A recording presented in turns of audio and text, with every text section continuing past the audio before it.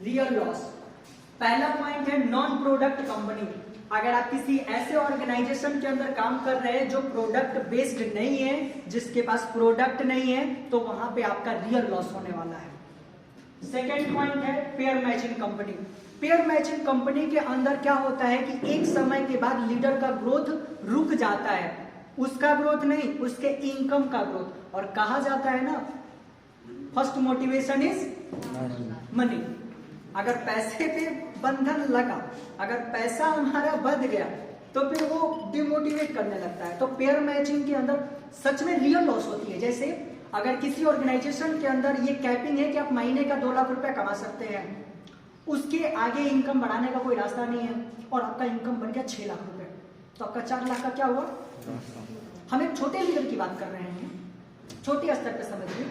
अगर मानते हैं कि 1.5 लाख रुपए की कैपिंग लगी हुई है और किसी का 1,60,000 बना, तो 10,000 का लॉस। तो पेयर मैचिंग कंपनी के अंदर लॉस होती है। तीसरा कैपिंग, बात वही है। चौथा पॉइंट है हाई ज्वाइनिंग फीस। अगर आने की एंट्री फीस ना, इस बिजनेस को स्टार्ट करने की एंट्री फीस अगर लंबा है ना, बहुत अच्छा हाई रख दिया गया है, तो वो भी तो एक रिस्क है।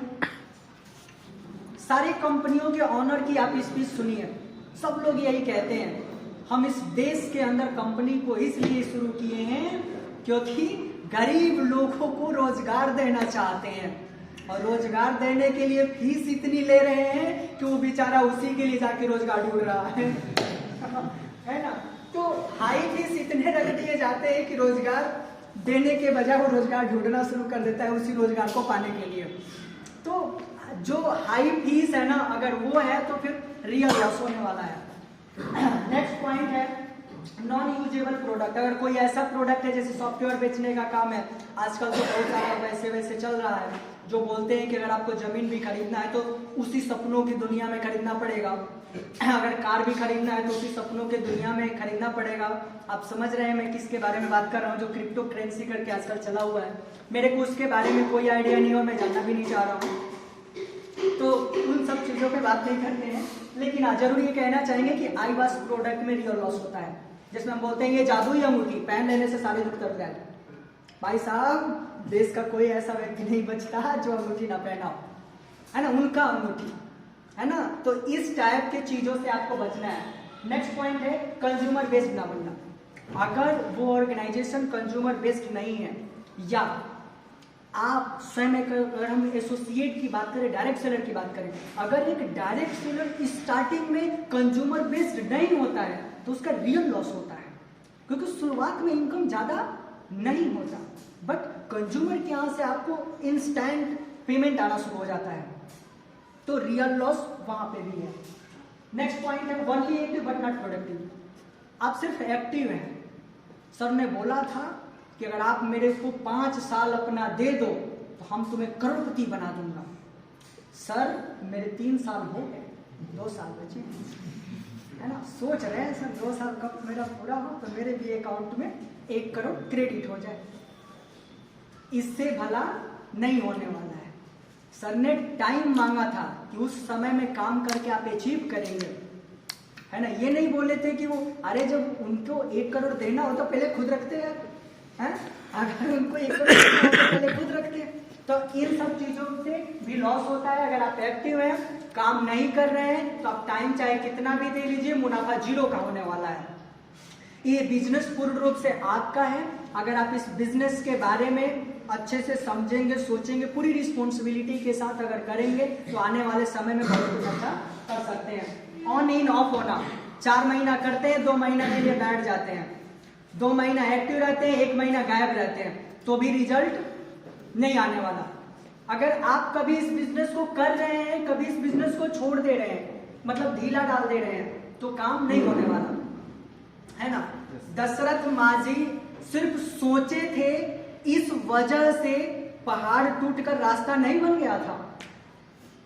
दशरथ मांझी ने हर रोज छीनी और हथौड़ी लेकर के पहाड़ पे जाके काम किए थे, तब जाकर के वो 22 साल लगा था, 55 किलोमीटर का पहाड़ तोड़ करके रास्ता बना डाला था उन्होंने। तो सिर्फ सोचने से नहीं हुआ था। आज अगर ये विनर्स ग्रुप 2500 लोगों का परिवार हुआ है, तो सोचने से नहीं हुआ है। इसमें तमाम लोगों की मेहनत रही है। कोई रात के 11 बजे प्रेजेंटेशन दिखाया है, कोई सुबह दिखाया है, कोई दोपहर में प्लान किया है, कोई मंदिर पे बैठ के किया है, कोई साइकिल पे किया है। इसमें लोगों की मेहनत है। तो सिर्फ सोचने से अचीव नहीं होने वाला है। जितना बड़ा ड्रीम होगा, जितनी बड़ी कामयाबी होगी, उसके लिए हर रोज सुबह से शाम तक उसमें डूबना पड़ेगा। सफलता खोजने से नहीं, खो जाने से मिलती है। नेक्स्ट पॉइंट है, छोटी सफलता से बड़ी सफलता क्रिएट नहीं करेंगे तो भी लॉस होगा। छोटी सफलता से बड़ी सफलता अगर हासिल नहीं किए तो भी नुकसान होने वाला है। छोटी सफलता का मतलब, आपने 2 लोगों की टीम बनाई है, अगर आपने 2 लोगों से 10 लोगों को नहीं बनाया तो नुकसान ही है। यस या नो? आपने पिछले महीने 500 रुपए की चेक बनवाई थी और उस 500 रुपए के साथ साथ आपने 10 लोगों का टीम बनाया था, 2 जगह पे आपने ग्रुप को स्टार्ट किया। ये छोटी अचीवमेंट थी।